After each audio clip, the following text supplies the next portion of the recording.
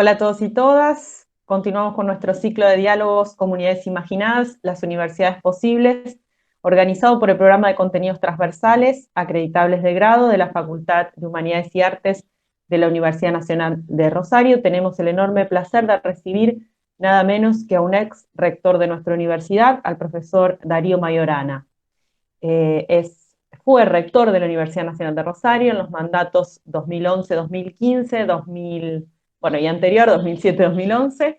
Fue presidente del Consejo Interuniversitario de Argentina, presidente de la Asociación de Universidades Grupo Montevideo, fue decano de la Facultad de Humanidades y Artes de nuestra universidad y actualmente es director del CEI, Centro de Estudios Interdisciplinarios de la UNR. Nos acompaña el decano de la facultad, el profesor Alejandro Vila, y los coordinadores del programa, el licenciado Federico Donner y quien les habla, María Emilia Vico. Es un gusto, un placer enorme, Darío, tenerte en este ciclo, contar con vos, con tus reflexiones, con tu voz. Así que bienvenido, muchas gracias por participar. Bueno, gracias a vos. Hola, ¿cómo están, chicos, decano y demás? Bueno, yo les comentaba antes, ¿no? Esto de que para mí es un poco estar en una situación agradable con gente a la que conozco desde hace mucho tiempo. Si yo me tuviera que presentar, además de todo eso que es obviamente institucional, yo le diría que soy una persona universitaria, ya llevo más tiempo de mi vida dentro de la universidad que fuera. Yo ingresé en la universidad ahí en el Gosne, entre la dictadura y la democracia. Eh, También fui testigo de lo que fue la escuela secundaria dentro de la dictadura militar. Eh, Me acuerdo desde ese punto de vista que era para mí la universidad cuando estaba en el secundario, ¿no?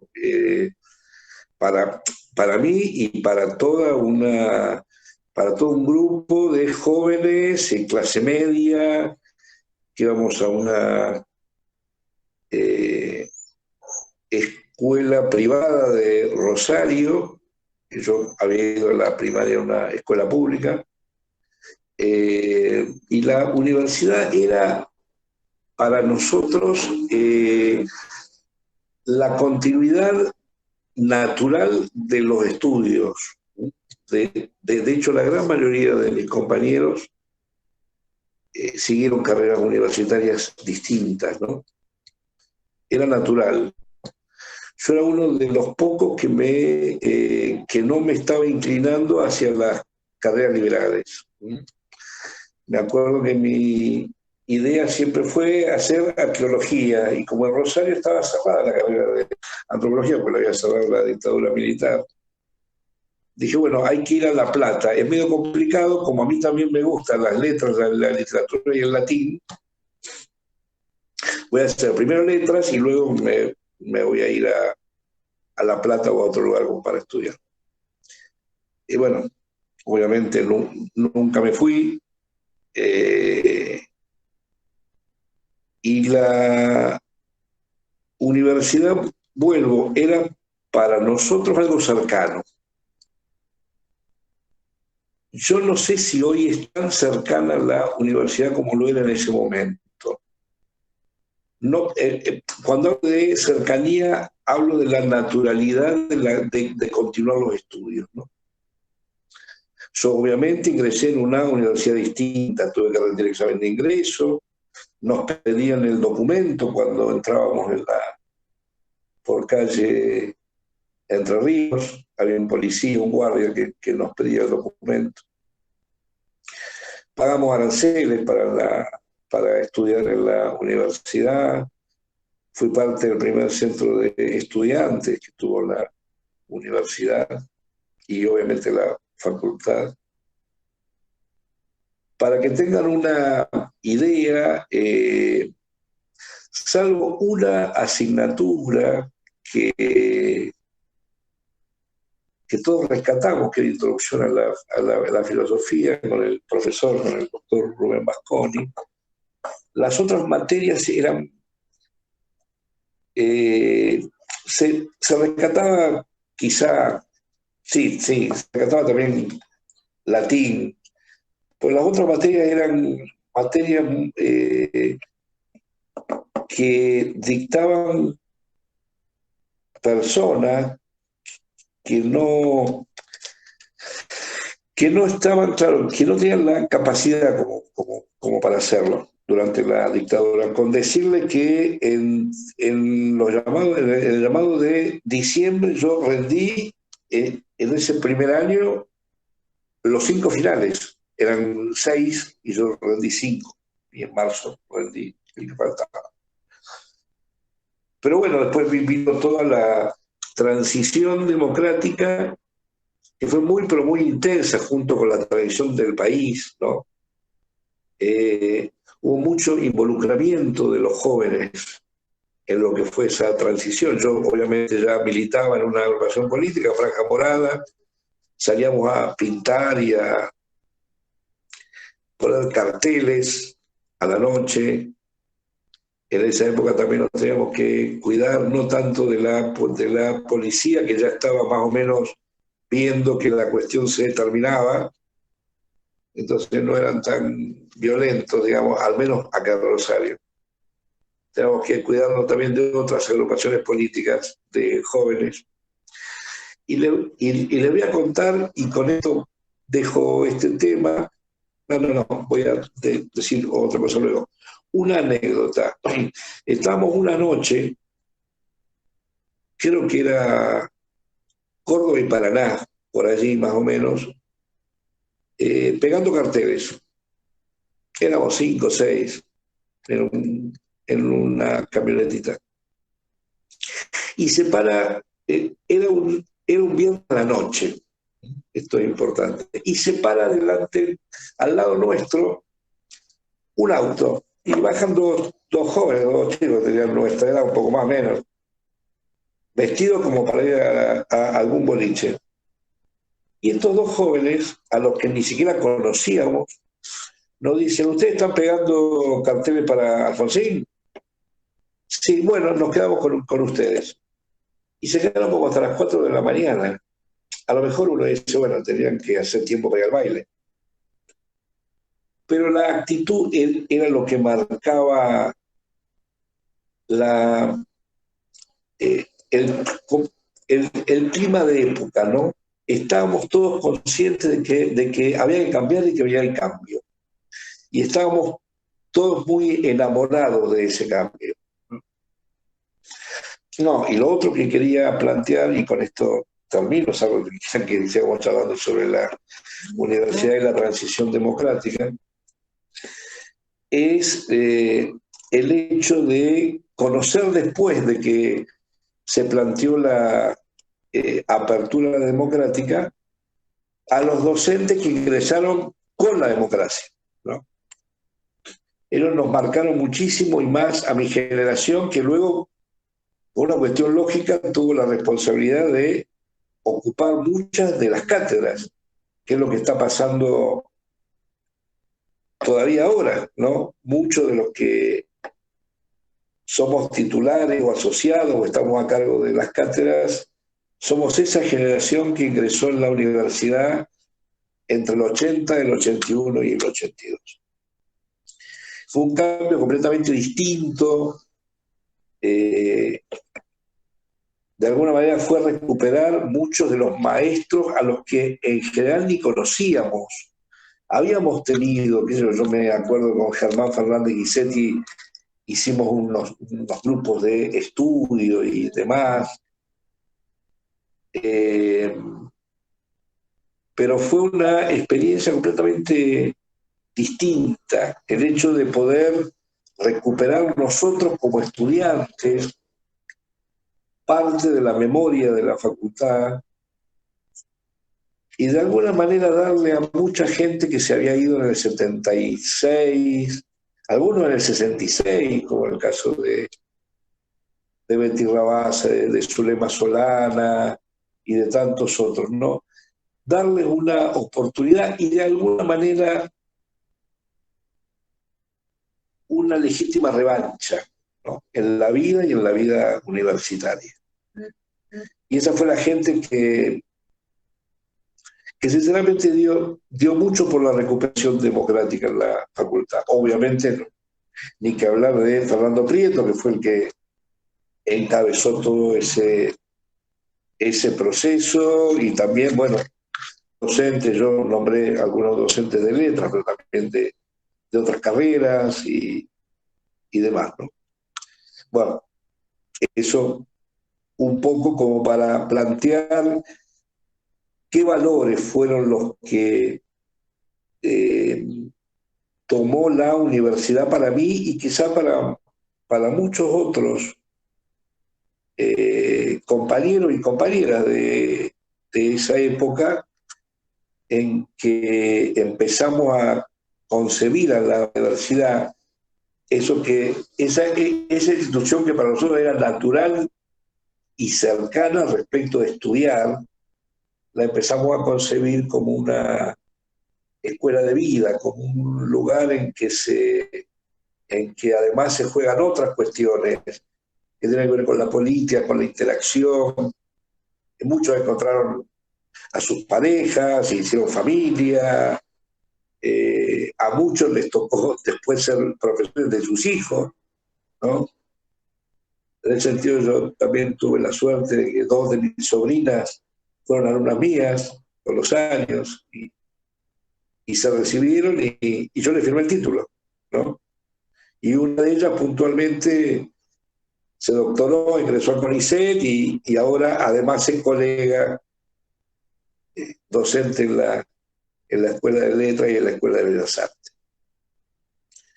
Bueno, eso respecto de lo que me preguntaban sobre la universidad y una especie como de presentación, digamos. Bueno, si quieren continúo o no sé si me quieren hacer una pregunta o algo. Sí, Darío, ¿qué tal? Gracias por aceptar la invitación a dialogar con nosotros. Bueno, vos hacías referencia, ¿no? Hiciste una metáfora, la bisagra, el gozne, ¿no? Entre la dictadura y la democracia.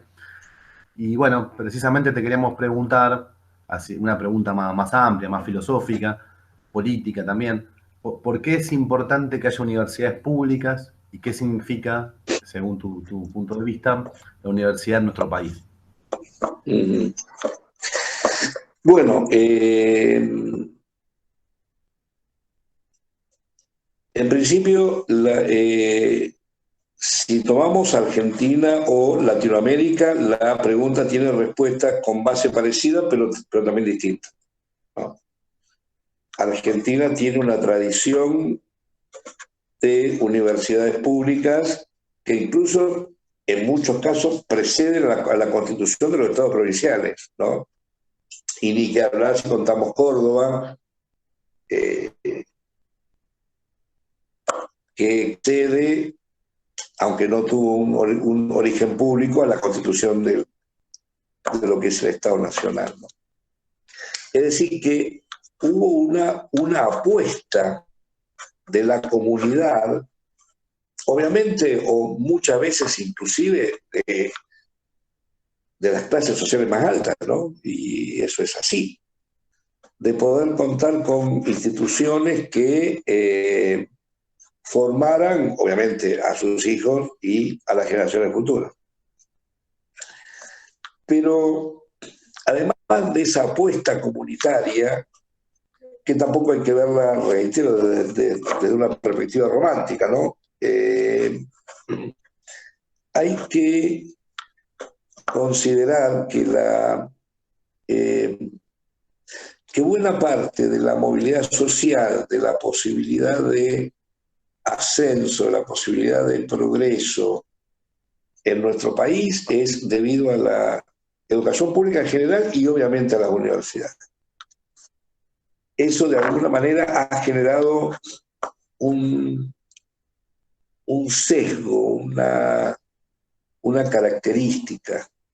El hecho de tener instituciones públicas verdaderamente democratiza o posibilita la democratización.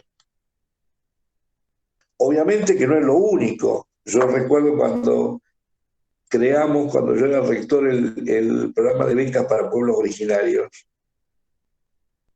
que ahí en ese momento nos planteamos, vayamos a buscar no a los que ya están en la universidad, sino a los que no llegan y ver por qué no llegan, que es una cuestión todavía muy vigente. Y en ese programa del que participó mucho otra docente de la facultad, Claudia Gota, y otras personas que estaban muy comprometidas, bueno, a partir de ese programa tuve la oportunidad de conocer a muchos líderes aborígenes de nuestra ciudad, del país, y muchos chicos y chicas. Abrimos las puertas de la escuela agrotécnica para que vinieran chicos wichi del norte del país, ingresaron, y de hecho ya se han recibido, tenemos médicos, enfermeras, enfermeros, que se pudieron recibir por esas becas de pueblos originarios. Cuando vos charlabas con los chicos y chicas, ellos te decían, para mí la universidad no existía como opción. Yo la veía cuando venía en el ómnibus, veía los edificios. Pero nunca se me ocurrió que eso era para mí. Nunca. Y recuerdo el discurso de uno de los líderes de la comunidad COM, que en una fiesta de la Pachamama habíamos reunido a todos los chicos y chicas del programa de Pueblos Originarios. Y este líder le dice, ustedes son el futuro de la comunidad, son como la savia de nuestra comunidad. Estudien porque nosotros necesitamos una voz propia que pueda defender nuestros derechos de otro lugar. Por eso es importante la universidad pública. No solo por el hecho de todos los que pueden ingresar, sino por todos los que no llegarían y tienen derecho a llegar. Y ni que hablar de los adultos mayores. Ahora estamos en plena pandemia y aún así tenemos varios miles que están estudiando y que continúan porque hay una universidad pública que gasta, entre comillas, porque para muchos es un gasto, los recursos en apostar a la educación continua, apostar a aquellos que tienen todavía un montón de vida por delante y para los cuales estudiar o formar parte de la universidad de alguna manera les alarga la vida.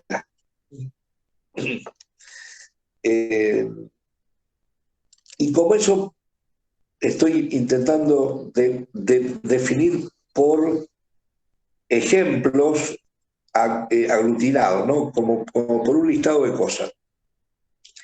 La universidad pública es importante porque también es una usina de ideas, porque no solamente forma dirigentes, sino porque forman valores. Algo que algunos consideran viejo y no tan políticamente correcto, digamos, ya por dos motivos, porque hemos gastado mucho, de hecho desde Alfonsín para acá hemos gastado muchas palabras. Democracia y participación son algunas de ellas que hemos gastado. Sino también porque muchos piensan que la revolución o los cambios se hacen solamente con la acción. Y no, la revolución y los cambios se hacen con la convicción, se hacen con la cabeza y se hacen con el corazón. Por eso es importante reflexionar, porque también, y en plena pandemia, y con tantos intelectuales, y con la nueva encíclica del Papa, que están planteando cómo vamos a continuar, en plena pandemia nos hemos dado cuenta que esta cuestión tan, yo digo argentina, pero a lo mejor el rioplatense o el Rosario solamente, quizá por este vicio de, a lo mejor no tendría que ser tan apodíctico y universal y decir constato empíricamente esto, y no es que sea así, ¿no? Pero bueno, o tan metafísico, ¿no? Pero quizá por esta cuestión tan nuestra de hagamos, pero no importa cómo salga, pero hagámoslo, que tiene que ver con una praxis voluntarista que quizá eleva o endiosa la sola acción. Y muy pocas veces nos paramos para ver, dónde estamos parados y qué hicimos hasta ahora y cómo viene. Y hablo de la pandemia porque una de las cosas que ha desnudado esta pandemia es justamente la falta de perspectiva y la falta de planificación estratégica. Uno de los presupuestos de esta democracia liberal burguesa, o como la quieran llamar, que yo creo que se agota cada día más, marcando la necesidad de otra cosa, superadora, obviamente. Una de las cuestiones o de las bases de esta democracia es que alguien, usualmente un gestor o alguien que elegimos para gobernar, ha pensado y piensa el futuro. Entonces planifica, arma los presupuestos, dice qué se gasta y en qué no se gasta, pensando en el bien común.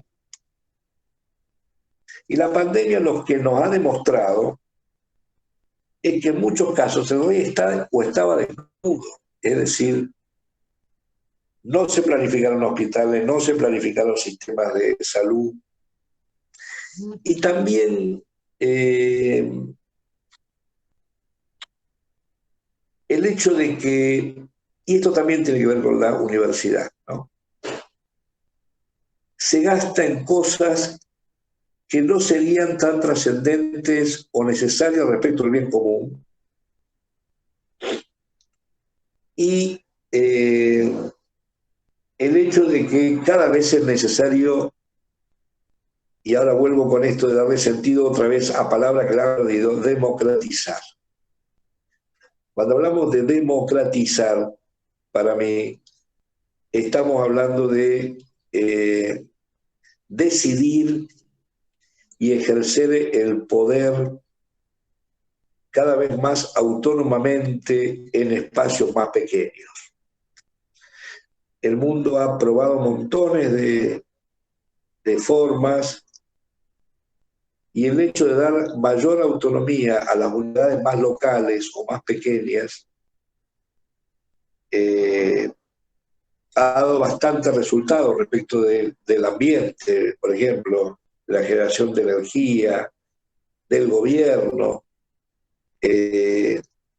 A veces sentimos, y esto tiene que ver con esta cuestión de la perspectiva que esperábamos de los gobernantes, que la capital de la provincia o la capital de la nación está muy lejos. Está muy lejos. Por eso también este desafío y esta oportunidad para la universidad, que está cercana físicamente, está cercana en sus personas, en sus cosas, en esta idea de democratizar la universidad. Si bien tiene camino que recorrer, puede ser un formidable instrumento, y de hecho se ha comprobado, para democratizar. Además, porque la universidad como institución en nuestro país tiene una aceptación social y una consideración social desde el punto de vista de las representaciones muy pero muy alta, muy pero muy alta. eso le permite, cuando hablo obviamente de la universidad, estoy hablando de las personas, ¿no? También de sus mecanismos de objetivación, ¿no? De sus mecanismos simbólicos, ¿no? Como pueden ser los consejos, etcétera, ¿no? Pero fundamentalmente de la persona. Y esto le da a la universidad también la capacidad de tener una voz que otros actores sociales no tienen, ¿no? En el sentido de poder opinar, de poder disentir con los gobiernos, de poder plantear cuestiones distintas, de poder animarse a la prospectiva, que en última instancia, desde mi punto de vista, tiene que ser animarse a la inclusión. Pero no porque sea un discurso políticamente correcto o de moda. Hoy nadie, yo a veces me río de los programas de Capusotto, cuando verbaliza lo que nadie verbalizaría, digamos, ¿no? Cuando hace, por ejemplo, el sketch de Juan Domingo Perdón, y dicen, perdón porque no voy a gobernar, perdón porque los voy a cagar, perdón porque no voy a hacer nada de lo que sea necesario. Es decir, nadie dice eso, obviamente, porque sería políticamente incorrecto. Nadie va a decir que no es inclusivo, nadie va a hablar contra la política de género, pero reproducir la moda es simplemente eso, reproducir la moda.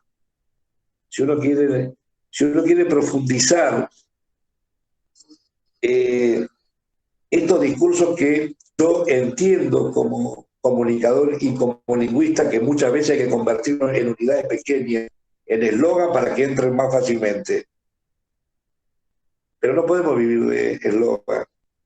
Y lo hemos visto en las campañas electorales. Yo muchas veces les digo a mis alumnos, aunque yo trato la literatura y la historia, los siglos 3, 2 y 1 antes de Cristo y 1, 2 y 3 después de Cristo, es decir, bastante para atrás. Y hablamos de campañas políticas, porque también había campañas políticas en esa época, más en los primeros, que era la República Romana, que es la segunda, pero aún así había propaganda pública. Muchas veces los invito y le digo, comparen los discursos y las propuestas de los fundamentalmente de los cabezas de lista o de los que están en los órganos unipersonales o son candidatos a los órganos unipersonales. Son eslogan, pero ni siquiera eslogan políticos. Cada vez se van peleando más por apropiarse de los deísticos y los pronombres.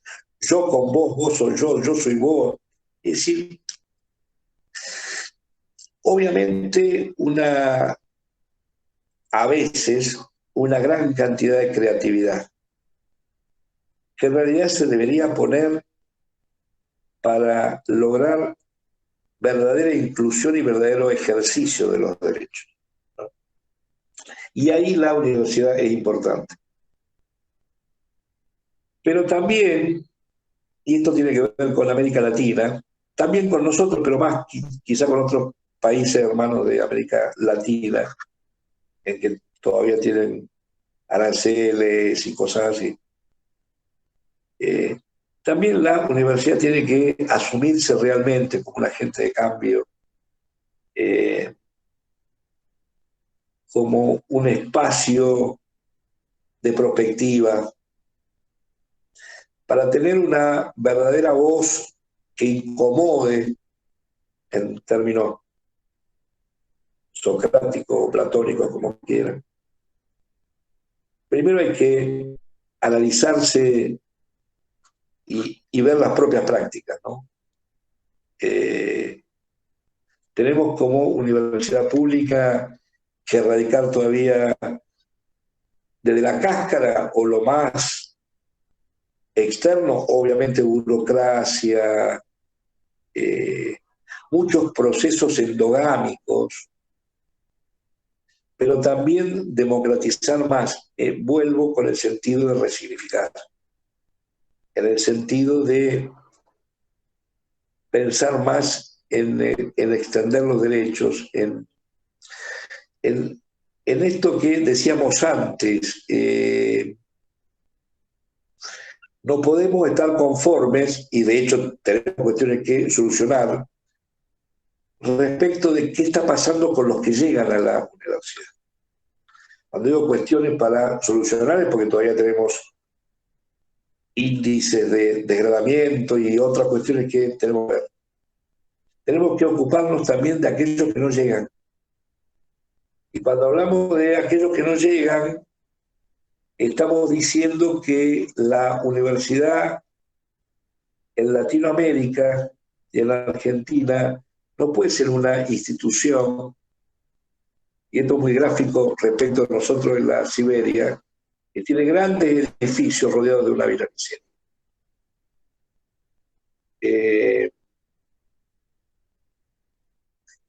Y estar pendientes de, reitero, ciertas cosas que muchas veces o que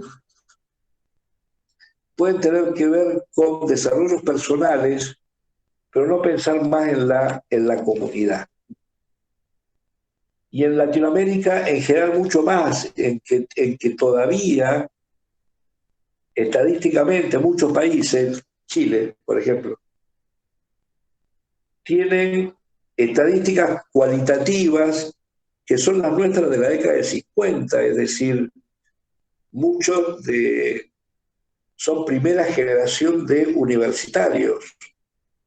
Pero cuidado, en nuestro país también, ojo, yo les voy a contar una anécdota. El año pasado me convocaron, bueno, fui por la UNR para la organización de un congreso que está teniendo lugar en estos días, porque la pandemia nos obligó a ser virtual, por el aniversario de la encíclica Laudato Si del Papa Francisco. Ahí estaba el rector de la universidad, Arturo Jaureche, y alguien habló de los jóvenes y cosas así.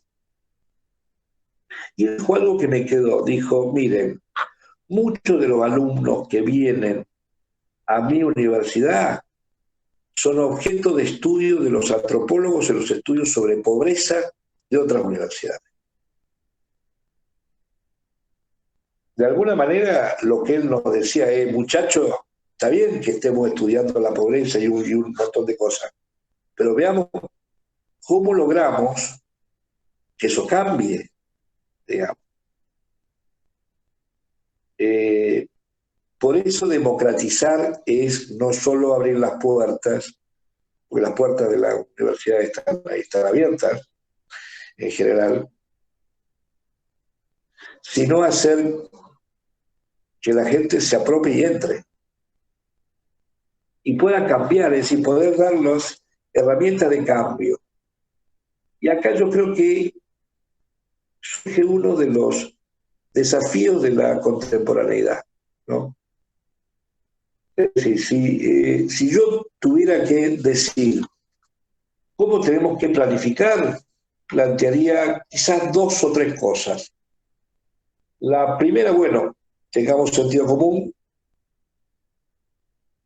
La segunda es, tomemos conciencia que tenemos una cantidad de recursos y bienes que tenemos que aplicarlo, obviamente, a las misiones de la universidad, pero fundamentalmente al bien común. Y el tercero, introduzcamos en todo lo que hagamos la perspectiva de la promoción social, la perspectiva de la ampliación de los derechos y la perspectiva latinoamericana. Cuando hablo de Latinoamérica, lo planteo obviamente como una opción política. Hace 2 generaciones mis abuelos estaban en Italia, digamos, yo no me puedo reivindicar como aborigen, pero sí puedo reivindicar un proceso político común que hace que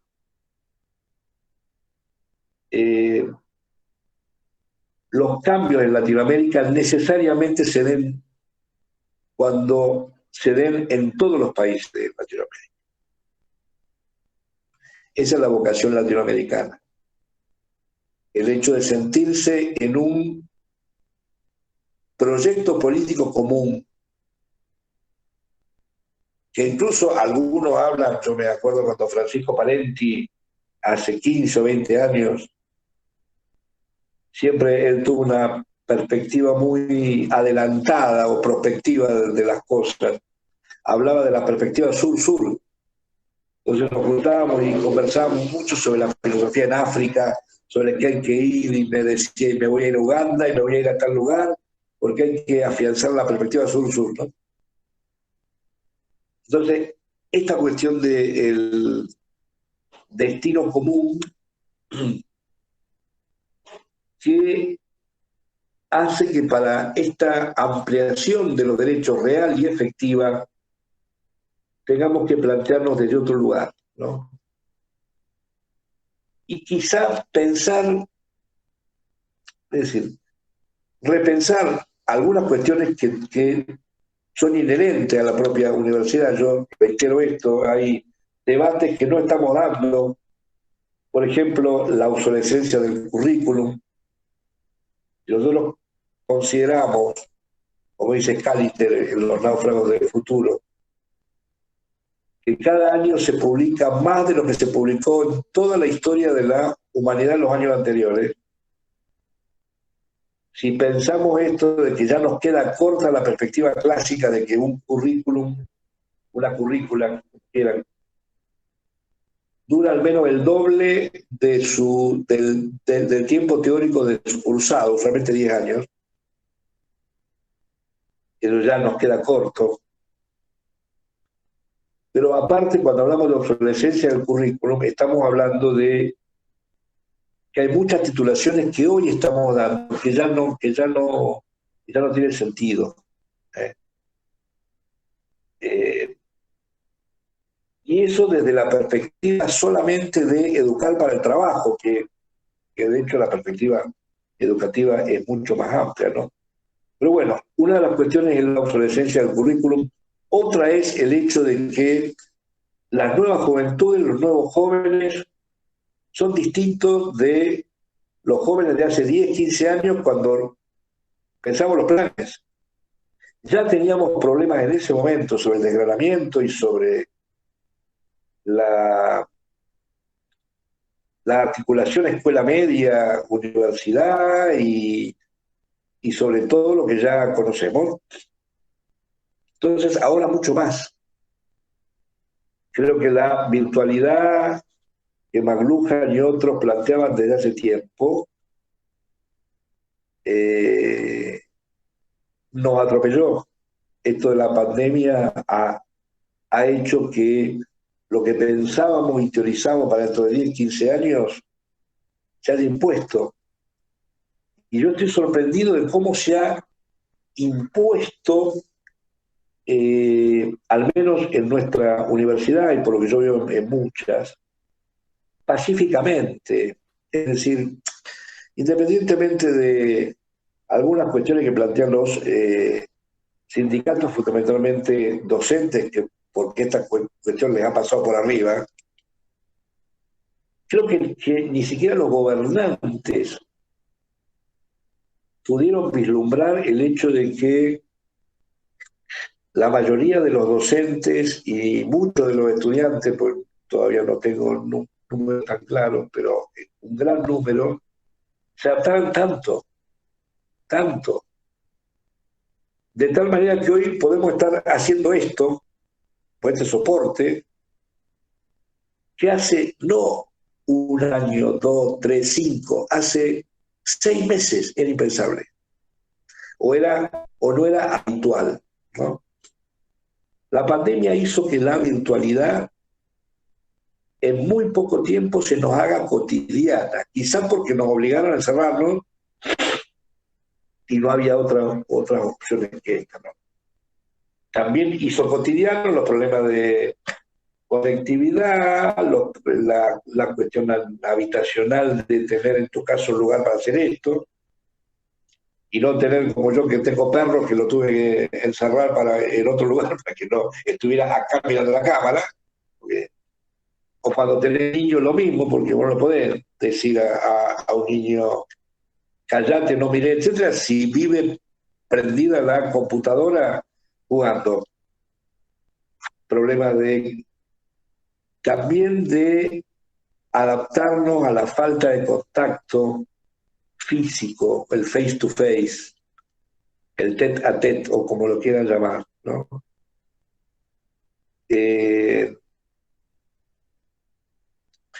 Y tantas cuestiones que surgen con esta cuestión de la pandemia, ¿no?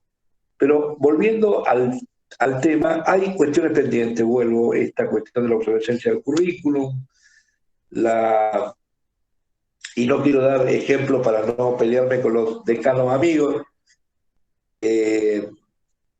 la necesidad de incorporar y de acreditar trayectos y competencias, además de las titulaciones, ¿no?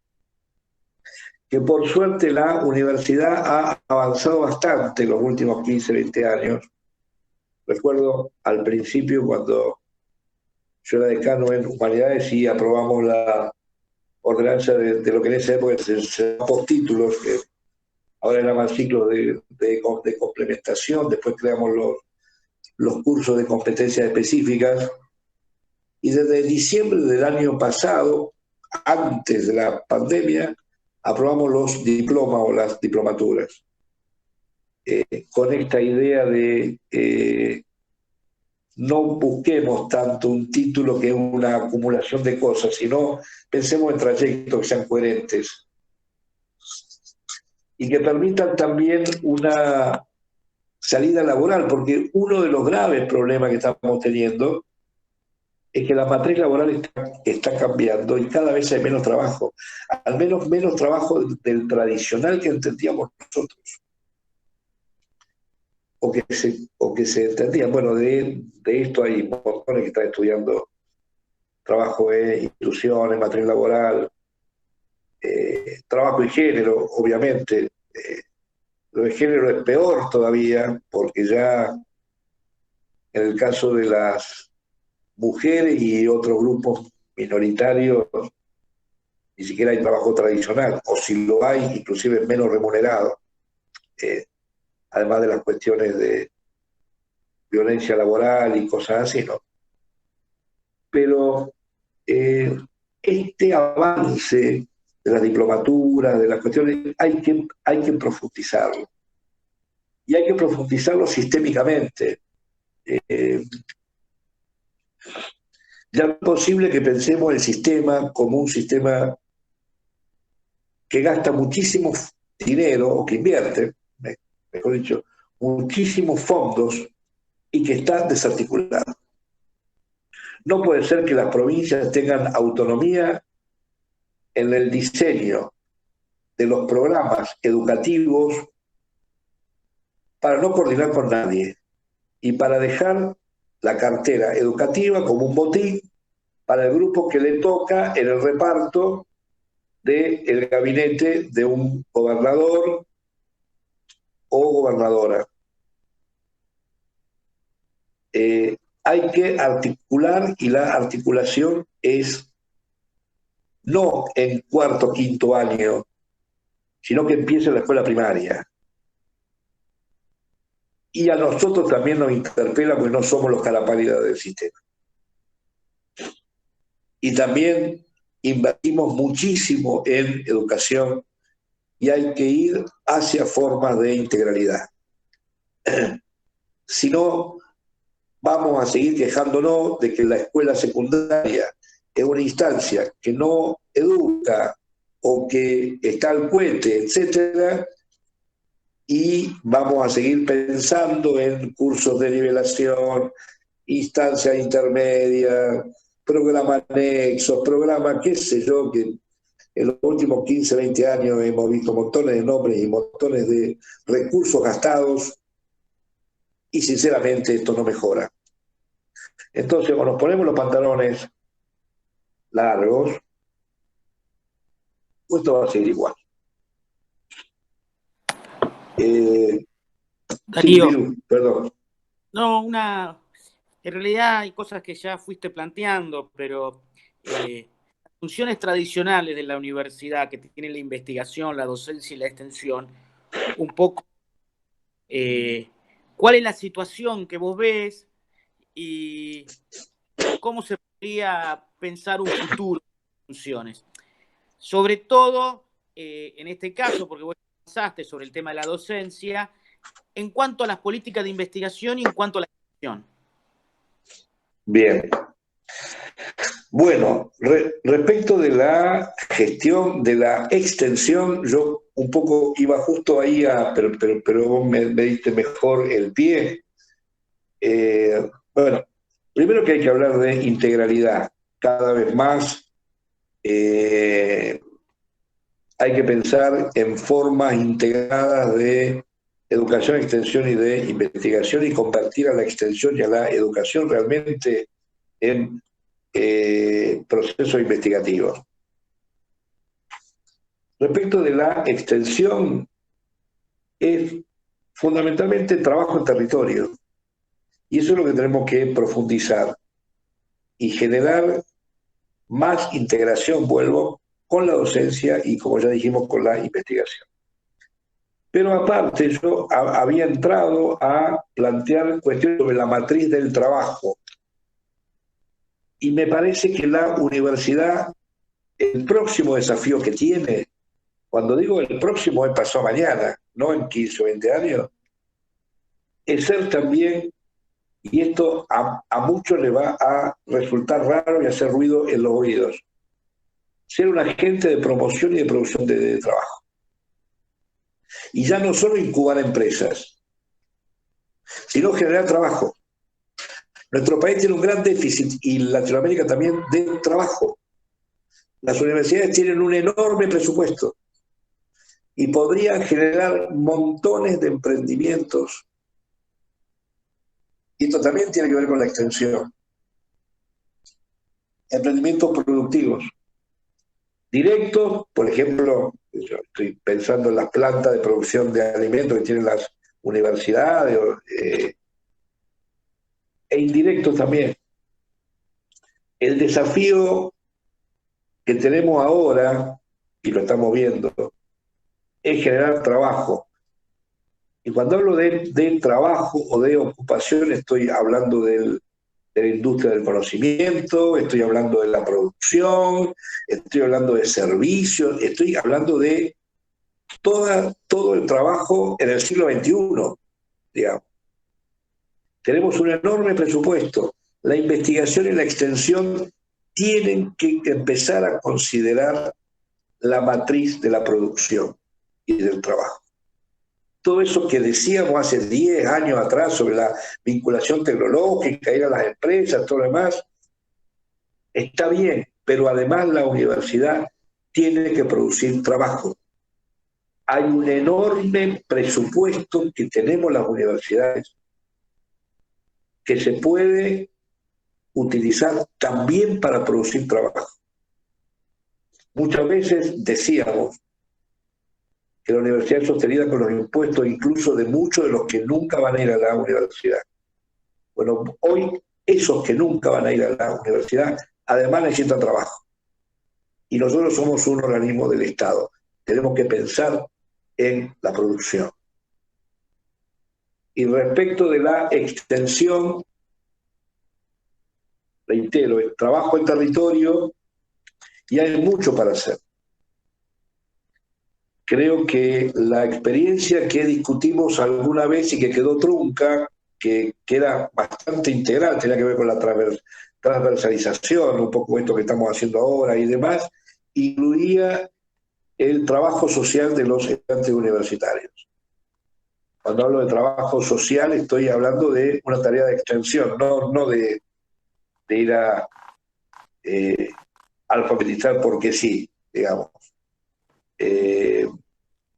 Hay que incorporar verdaderamente a nuestras currículas el trabajo de extensión, independientemente de lo que uno estudie, independientemente del proyecto de extensión del cual participe. Y tiene que ser un requisito, es decir, yo tengo que saber que de la misma manera que toda la comunidad paga mis estudios o paga los estudios y tengo que estudiar, tengo que devolverlo mientras soy estudiante universitario en tiempo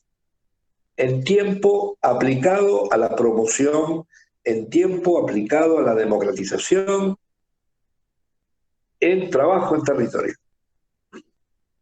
Respecto de la investigación, también acá muchos van a sorprenderse o a decirme que estoy delirando un poco. Creo que, aparte de los mecanismos que ya tenemos de promoción, CONICET, universidad, etcétera, que creo que hay que repensarlo desde una perspectiva sistémica y más racional. Cuando hablo de racional, estoy hablando de cómo logramos que la investigación esté más integrada y sea más permanente en el sistema y en el país. Pero además de eso, en la formación de nuestros jóvenes investigadores y nuestras jóvenes investigadoras, hay que incluir otras perspectivas, otras matrices respecto de cómo se produce ciencia, y acá tiene que ver con la perspectiva de género, la perspectiva de la democratización, etc. Pero también perspectivas estratégicas, es decir, hoy por hoy, inclusive la investigación básica, no se concebiría que nosotros investigáramos sin una perspectiva latinoamericanista, por ejemplo, aún en la investigación básica. Cuando hablo de perspectiva latinoamericanista, no estoy hablando solamente de lo más lógico, hacer etnobotánica, cuestiones de ambiente, etc. Estoy planteando respecto de la participación en la industria de desarrollo de fármacos, en el hecho de generar patentes de dominio público, el hecho de colaborar regionalmente para que haya también promoción, democracia y desarrollo en otros países de Latinoamérica. También repensar el concepto de cooperación. Reitero esta idea de que no somos los cara pálida del sistema, aunque muchas veces no lo creemos. Hay desarrollos interesantes, obviamente, y muy importantes en Brasil, en Ecuador, en Colombia, en Chile. Pero todavía es necesaria una mayor integración. Entonces yo diría que el desafío en esos campos tiene varios niveles o varias escalas. Empezando por la escala del aula. Cuando hablo del aula estoy hablando del curso o si querés de lo más endogámico o de lo más interno, hasta llegar a experiencias como las que están vigentes, y hay que profundizar, el encuentro de jóvenes investigadores de AUGM, o toda la acción de la ULEU, que es la asociación que tiene que ver con la extensión de las universidades en Latinoamérica. Hay experiencias interesantes, pero falta más. Y hace falta más fundamentalmente porque tenemos una responsabilidad enorme. Si uno ve el presupuesto, al menos en la Argentina, que tiene la universidad pública, si vos lo ves incluso estéticamente, cuando vos ves el presupuesto, hay cifras muy grandes. Una de las cifras grandes es la del presupuesto universitario. Entonces, también tenemos que ser conscientes de que eso es un enorme esfuerzo de la comunidad. Y tenemos que ser conscientes políticamente por suerte, reitero, las universidades nacionales tienen una consideración muy alta en la opinión pública y en la consideración social.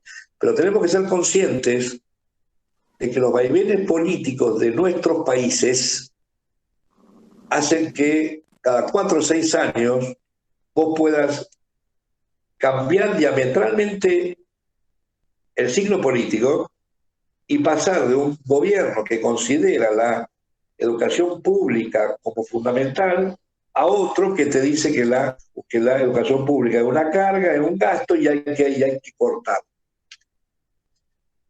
Entonces, desde el punto de vista político y presupuestario, tenemos que profundizar las acciones, integrándolas de trabajo en territorio, investigar con una perspectiva, incluso, reitero, política de desarrollo del país, de independencia tecnológica, de sustitución de importaciones, si quieren, aunque surge muy sesentista, setentista, perspectiva latinoamericanista, y también volver dentro de los eslóganes, o de los eslóganes, perdón, a lo que es la frase, el motto, se dice en latín de nuestro escudo: formar personas pensantes. Cuando digo eso, estoy resignificando a gente que tiene conciencia social, que pueden generar cambios, que están formados para modificar la realidad social y hacerla mejor, digamos. Gracias, Darío, por las reflexiones al respecto. Queríamos también indagar un poco sobre cuáles fueron las principales políticas de internacionalización que se llevaron adelante mientras usted fue rector de la universidad, por un lado, y por otro lado, después de 5 años en este tránsito, desde el 2015 hasta ahora, ¿en qué etapa piensa que se encuentra la internacionalización de la educación superior? ¿Y cómo transformar para ser más democrático y más inclusivo ese proceso? Bien, a mí me tocó ser rector en un momento de desarrollo de la internacionalización, la que era una política de Estado en la Argentina. Nosotros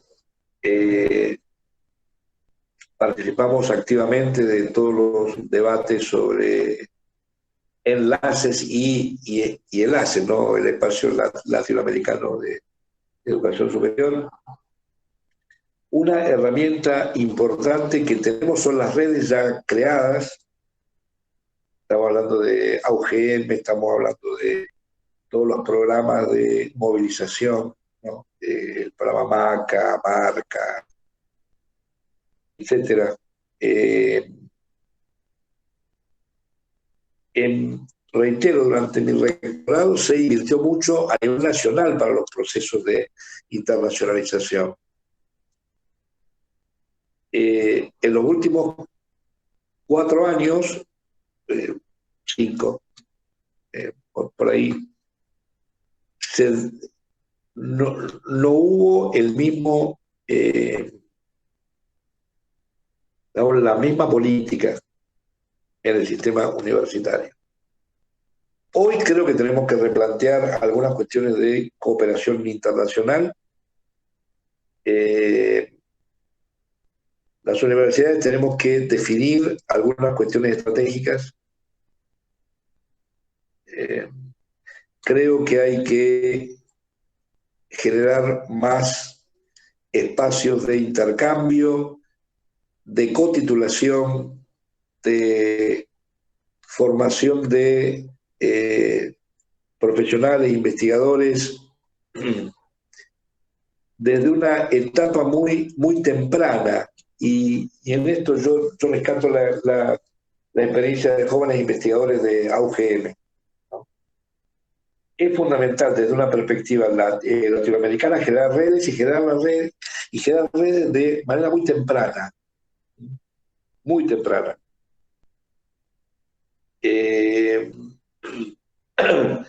Obviamente, incluir tanto en lo que tiene que ver con la extensión, investigación, pero también en internacionalización, una perspectiva que muy pocas veces se toma, que es la de los pueblos originarios, que están insertos geográficamente, pero no políticamente en los países. Entonces hay un gran trabajo que hacer con las comunidades aborígenes, que excede, reitero, la política de internacionalización o excede la política respecto de otros países. Hay experiencias interesantes que tenemos que empezar a recuperar como o a analizar como la experiencia de las universidades multiétnicas en Bolivia.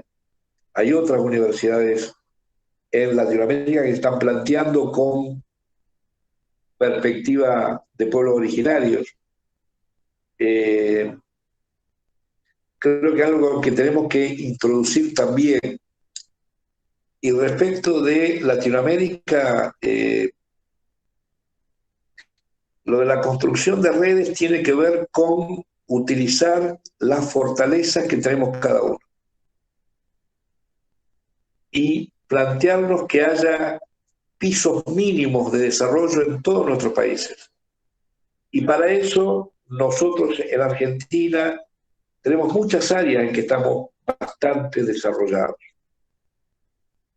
y en los cuales podemos cooperar, en las cuales podemos cooperar desde una perspectiva distinta que lo harían otras universidades que no son latinoamericanas o que fundamentalmente son europeas o norteamericanas.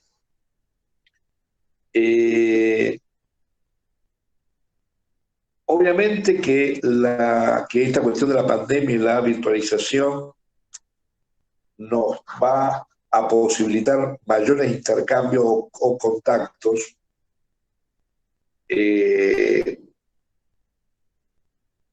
Pero aún así, la democratización de estos espacios de internacionalización van a pasar en buena medida también con la posibilidad de la movilidad. Hay toda una cuestión, y fundamentalmente con los más jóvenes y las más jóvenes, de conocimiento de la cultura y la sociedad del otro, que se da por inversión, es decir, se da estando. Yo creo que todavía eso es un valor. A lo mejor en una generación o dos no, por cómo están avanzando las relaciones sociales, pero todavía es un valor. Y obviamente democratizar implica, en ese punto de vista, poder facilitar la movilidad, ¿no? Y cuando hablo de movilidad, hablo de intercambio. Así que bueno, yo plantearé eso. Fortalecer las redes, fortalecer el intercambio, introducir la perspectiva latinoamericana mucho más fuertemente, y ahí también la perspectiva de los pueblos originarios, y la integralidad de la currícula. Es decir, tanto la internacionalización como la investigación, como la extensión, tienen que ser parte o tienen que ser aspectos o instancias curriculares. Necesariamente. Darío, una pregunta. La reforma universitaria instituyó la democracia en las universidades y la participación fundamentalmente de la estudiantil, además de la incorporación de una agenda republicana y democrática. ¿Cómo pensás que tiene que ser, cómo se piensa la profundización de la democracia en el ámbito universitario y qué arquitectura institucional es necesaria para producir esa democratización? Y por otro lado, una segunda pregunta que tiene que ver con el rol de la gestión. ¿Cómo lo pensás?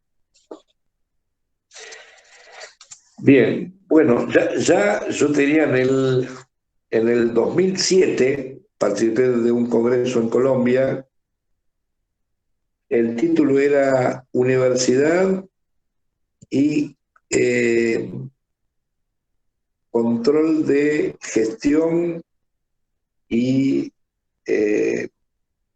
lo que tiene que ver con transparencia en el sentido de rendición de cuentas. Yo creo que el paso hacia adelante en lo que tiene que ver con la autonomía es en la vinculación y la introducción de lo que es la sociedad o la comunidad en el gobierno de la universidad, o al menos en el debate sobre las necesidades y la misión de la universidad.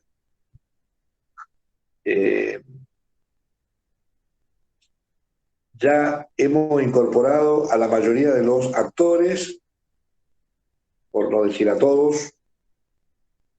Por supuesto que si empezamos a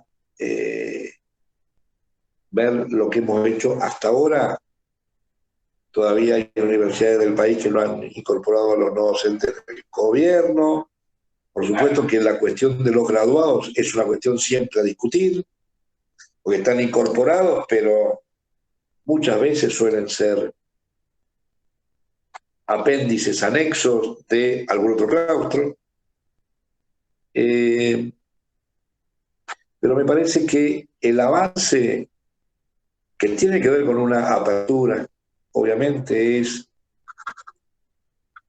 el de la inclusión de la comunidad. Algunas universidades lo están planteando por los consejos económicos sociales, o lo están planteando a través de estas comisiones mixtas o de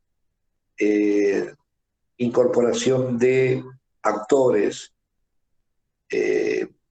Nosotros todavía estamos un poco retrasados en eso. Pero creo que tiene que ver con eso.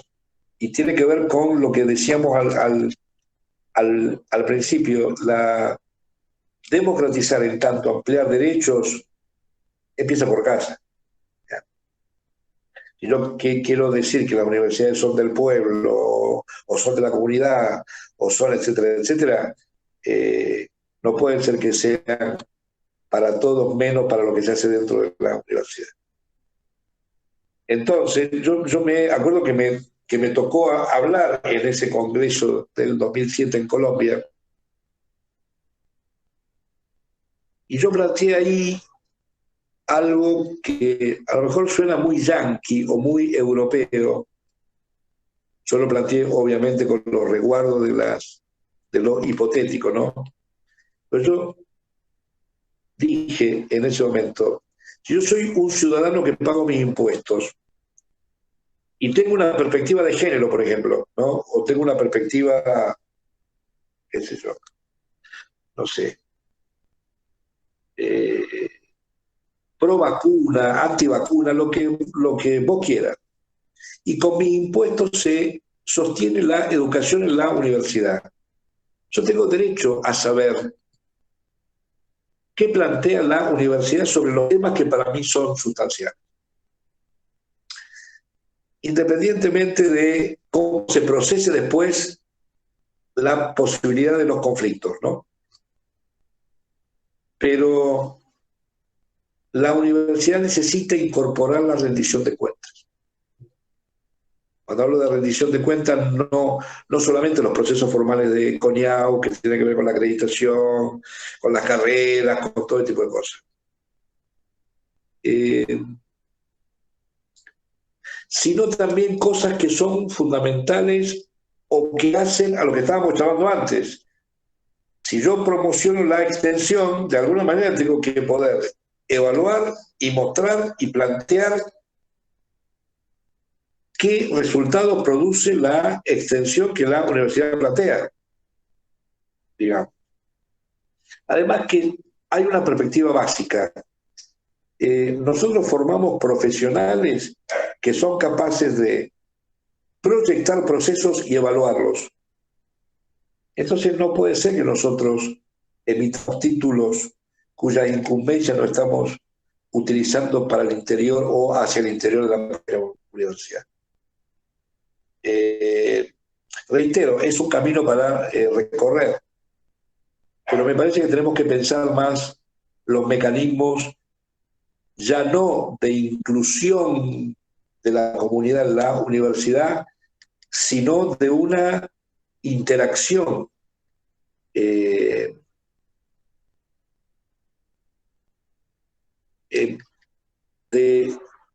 que la universidad forme más parte de la propia comunidad. Cosa que, vuelvo, en el caso de la extensión es fundamental, porque de alguna manera los temas de la territorialización los impone el territorio. O son más pertinentes cuando son significativos respecto del desarrollo territorial. Además de que cada uno ingresa a los problemas y los trata de acuerdo con su bagaje intelectual, histórico, personal, etcétera, ¿no? Obviamente, pero, o desde una perspectiva teórica. Pero hay que profundizar eso, creo yo. Y además de profundizarlo, hay que incorporarlo como parte del cogobierno. Respecto de la gestión es el quinto claustro, que nunca se formalizó. Nosotros hablamos de docentes, investigadores, estudiantes, no docentes y graduados. Bueno, pero hay un quinto grupo que es el de los funcionarios, funcionarias, gestores. Y que es fundamental para esto es la verdad de perogrullo, pero para la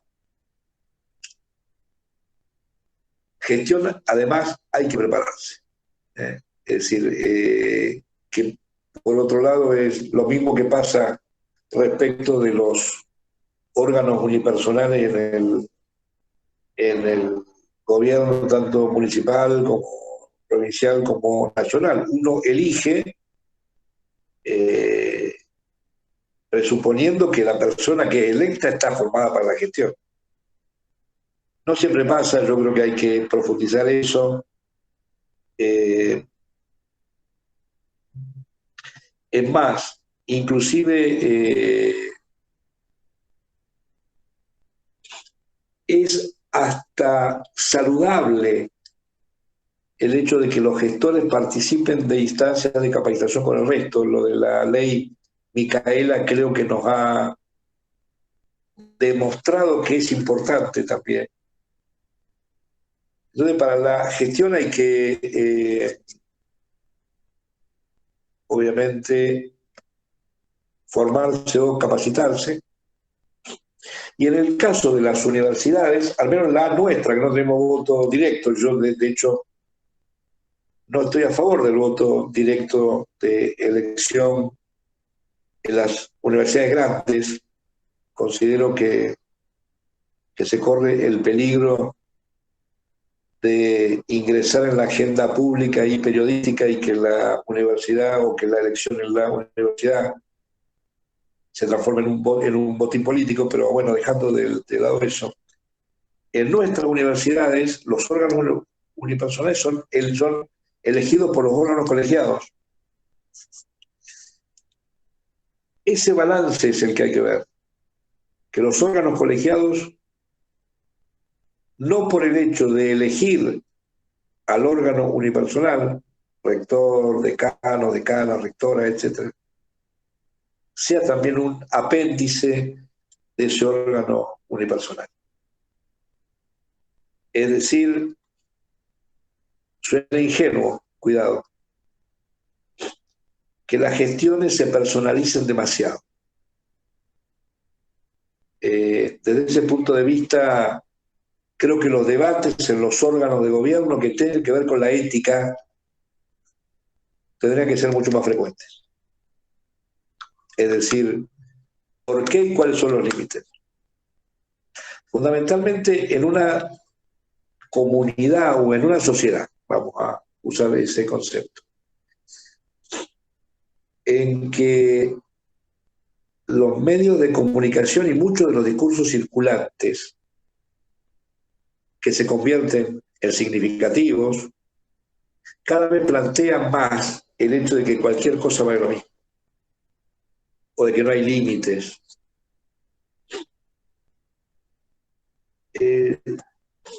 De alguna manera estoy en línea con lo que dice el Papa en la Laudato Si y en la última encíclica, con esto de muchachos, muchachas, cambiemos la cultura.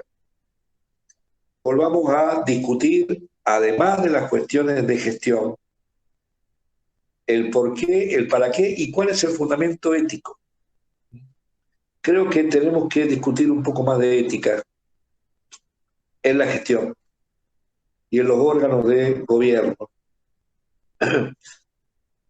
Y discutir de ética, es decir, ¿por qué discutir de ética? Porque eso va a llevar a plantearnos otra vez esta cuestión de la que yo he conversado un montón y he repetido un montón en esta hora, el bien común, la democratización, un poco el para qué, ¿no? En todo, en la discusión de los presupuestos, en por qué hacemos las cosas, en cómo diseñamos nuestras carreras, en el sentido de las nuevas opciones, en considerar el trabajo, en la investigación, es decir, ética y para qué, ¿no? Es decir, es válido desarrollar una semilla transgénica, por ejemplo. Es investigación, sí lo es. Es válido el hecho de que la universidad de alguna manera avale ciertas prácticas que no son amigables con el ambiente. ¿Hasta dónde? ¿Cómo tenemos que pensar nuestras prácticas desde ese punto de vista? Y también para poder mantener este capital simbólico que tiene la universidad, de la consideración social, de ser una institución significativa, de ser cercana, de ser presente. Muchas veces se habla de resistir el archivo o lo que uno dijo hace un mes, un año, 2 o 3 años atrás, ¿no? Y bueno, tiene que ver con eso también. Si nosotros planteamos cuestiones, lo dije en el ejemplo,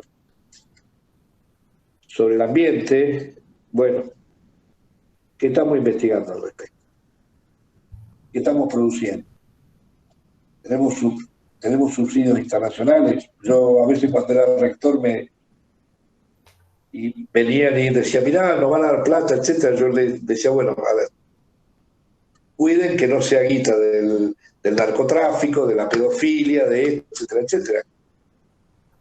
Pero nosotros hemos tenido grupos que han sido pagados por empresas multinacionales, es decir, cuyas investigaciones fueron pagadas por empresas multinacionales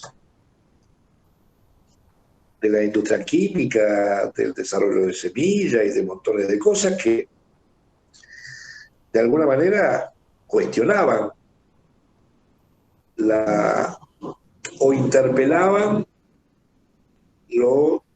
el discurso de la universidad respecto del ambiente. Por supuesto que esos son debates para dar, igual que los debates sobre el sistema educativo. Por ejemplo, nosotros tenemos escuelas medias. Bueno, en la crítica que hacemos a la provincia de Santa Fe, en nuestro caso, o si quieren de Entre Ríos, Buenos Aires, que es donde está nuestra zona de influencia, sobre cómo están instanciando el proceso educativo y didáctico en esas aulas. ¿Somos tan conscientes y repetimos lo mismo respecto de nuestros procesos en nuestras aulas? ¿Qué sé yo? Eso es lo que me va a decir Alejandro. Ver a perspectivas éticas y a la formación en en la gestión. Muchas gracias, Darío. Creo que podemos cerrar con eso, con esta referencia, digamos, a la cíclica, digamos, y a la problemática de la ética en la gestión universitaria. Me parece que son cuestiones totalmente contemporáneas, urgentes, son una deuda que desde la universidad tenemos que pensar y tenemos que resolver. Te agradecemos muchísimo que hayas participado con nosotros en este diálogo. La verdad que ha sido un panorama muy amplio, hemos recorrido todos los aspectos. Y bueno, ahora te saludo a mis compañeros también. Bueno, gracias. Gracias, Darío. Ha sido un placer escuchar tus reflexiones y tus enseñanzas que siempre nos hacen volver a pensar la universidad que queremos. Muchas gracias. Gracias, Darío, por haberte sumado al ciclo. Un enorme placer y también un orgullo compartir el proyecto con vos.